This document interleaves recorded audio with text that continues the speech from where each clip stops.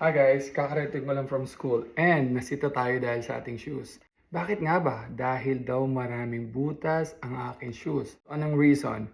So pag nasa ospital or nasan kaming facilities or any area na nag-work kami, pag merong droplets and spillage, pwedeng pumasok sa shoes. At dahil dyan, bye-bye! We got a new one! Unbox! Wow! This is it. Oh my gosh. Okay.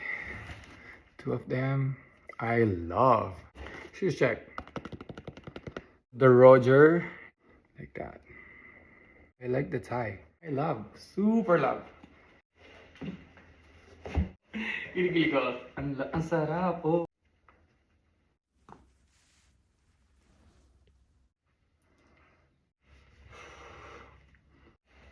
Yeah, I think ready na tayong pumasok bukas with our new shoes. May Christmas tree pa kami sa likod.